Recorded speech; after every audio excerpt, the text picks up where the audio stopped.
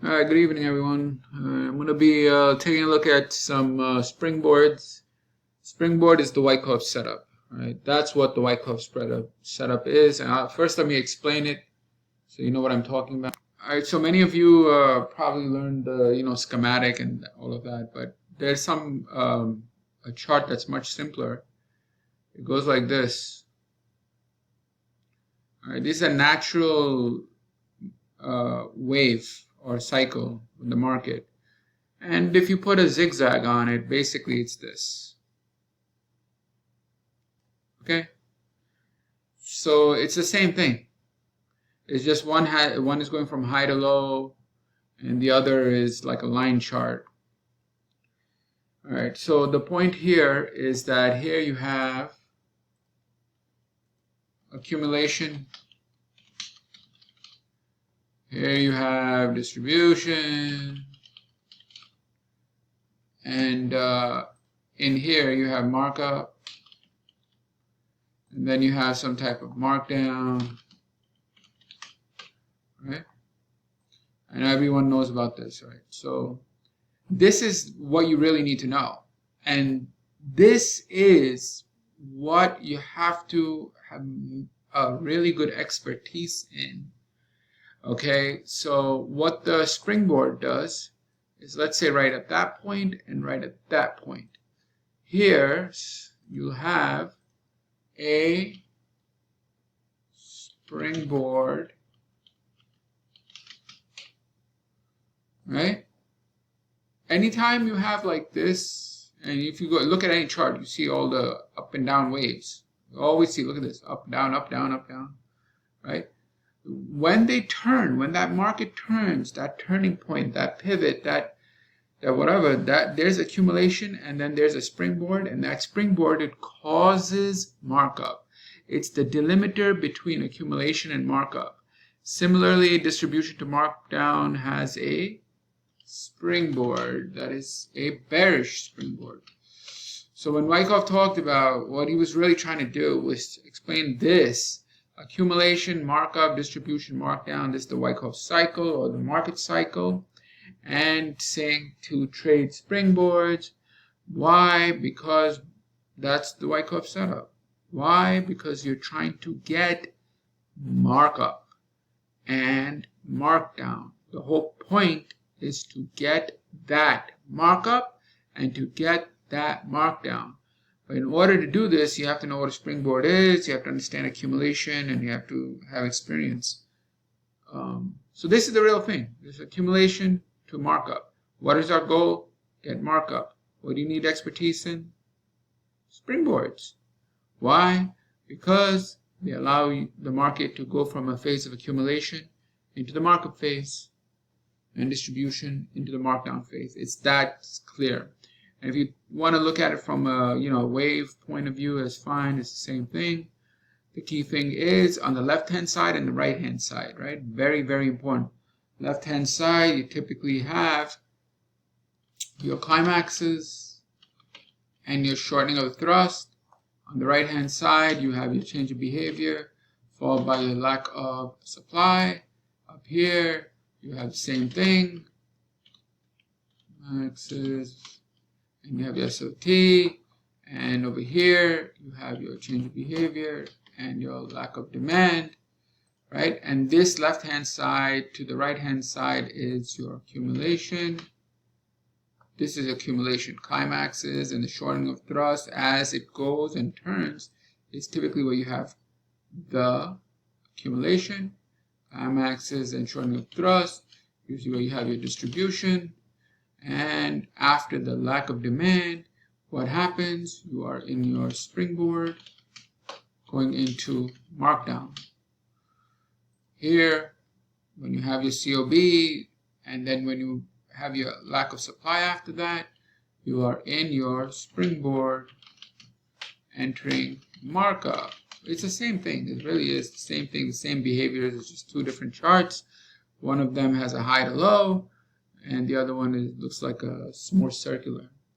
All right, that's the idea. Okay, and this happens all the time, all the time. It happens, and I'll show how this is done. There's a real Wyckoff. What you want to be really careful with is what a lot of stuff that's out there that gets extremely complicated and further more complicated and more complicated, going into different phases and different schematics and whatever. That the point is to understand the behaviors and what they mean, and then have expertise in identifying them so they're tradable. Right? So I'll show some examples.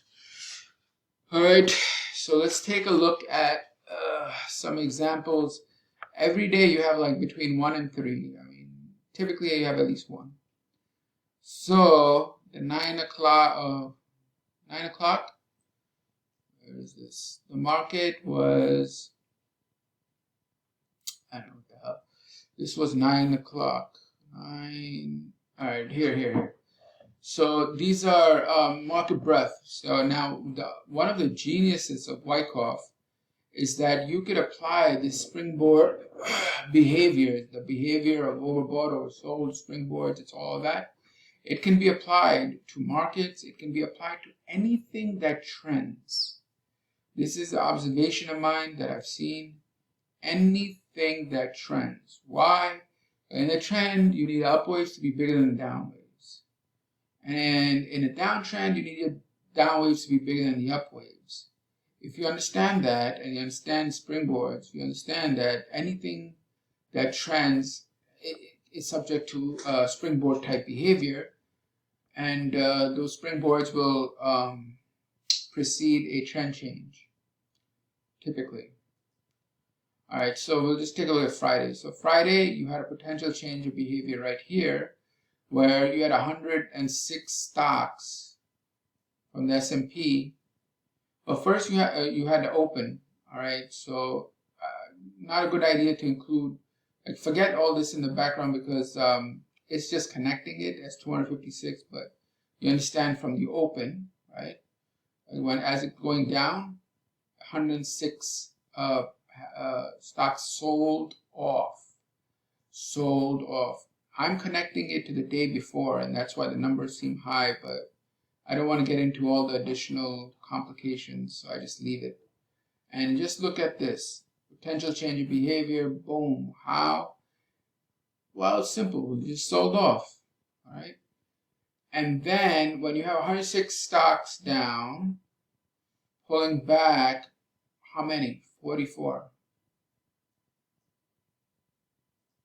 How many? 27. When it goes below here, what is the situation that you have? You have strong supply with weak demand. Why? 106 stocks down, 44 stocks up. 106 stocks down, 27 stocks up. There is a clear imbalance here between the number of stocks down and the number of stocks going up, especially here on the 27. And then what you need is a break after that. So you don't just see springboard and like get trigger happy. You need the break, and the break is right there. Right there. That is game over. So on the S&P, that point was right here. It was game over right here. And for the S&P, I had the biggest down wave in 18 waves right there. And weakness over here, and then boom, straight down, right? So when it went straight down, market goes sideways, sideways, sideways.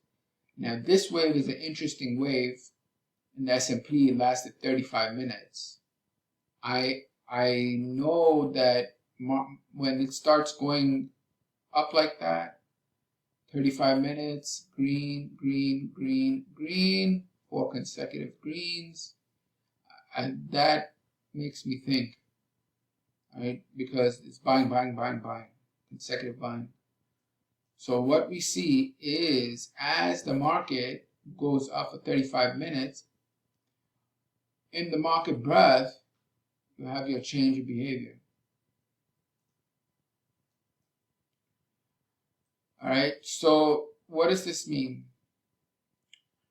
When you have a change of behavior, at least on the way out, if you have short positions, in my opinion, and that's what I want to do, is get out, because I know that the market is subject to change. Why? Heavy buying coming in. So someone's short covering, and that actually this is short covering. And then when it pulls back, tap, tap, right here, you have the weakness.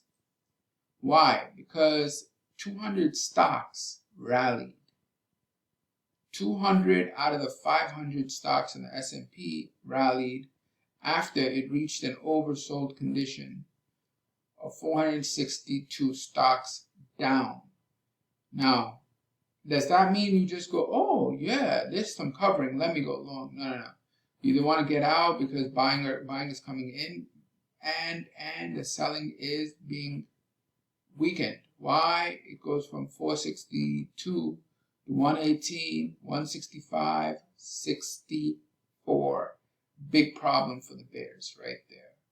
Why? That it's not breaking, and the pressure is off, and the buying pressure is in. Now you wait for a crack right up there, and it's ready to go. So, I mean, this was the end of the day, so you can't really say much. Just a little bit move, right? So, I mean, you don't have to get every springboard, but for me, it's at least get the hell out of your short positions. Because here is a springboard, right? Now, if I'm in the short, and I see this, I see a springboard, I see the change of behavior, and I see a green wick here with follow through, I need to get the hell out of the short. All right, because it can go up. All right, now it may or may not do that. You don't know, but you know that the strength is now in the side of demand, and you know, it's the end of the day and short covering, so why not just get out? Right? All right, another example. Just go. And also, you know, it's not a matter of signals, folks. It's just I do it like that, but to make it easy on me. So you had the buyer buying here, biggest in 12 waves, but it's not just some bullshit buying. Here, green, market breadth, buying, potential change of behavior. Tap, tap, tap, tap, tap. Right there, supply is gone. All right, why 420 stocks up at this point? How many stocks down? 76. 420 stocks up, only 76 stocks down. So we can take the opportunity long, put the stop below the change. You know, it does a spring, so don't get sprung out, and then blast off into markup. So this is what Wyckoff was trying to explain. He was explaining that you have accumulation. One form of accumulation is during the down wave, which is the climax. After that, they'll accumulate on the way up, which is the change in behavior. They'll either be accumulating or, you know, short covering, but the point is it's buying.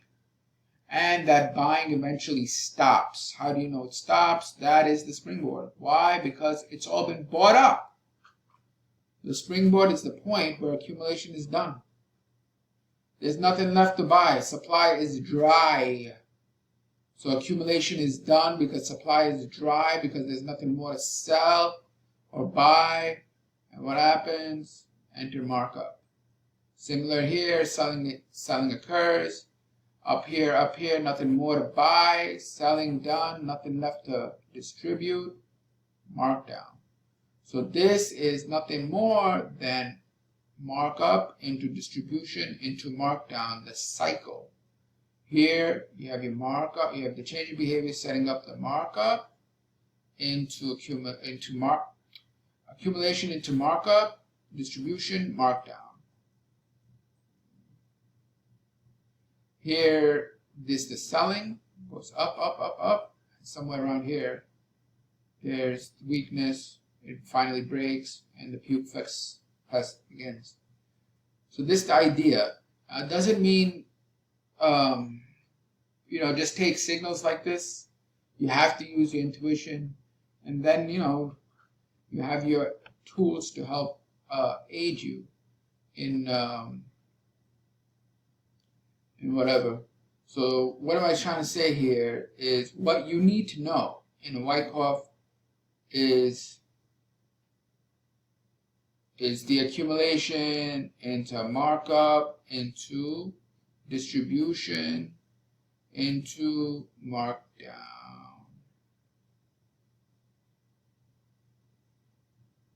All right, and most importantly, understanding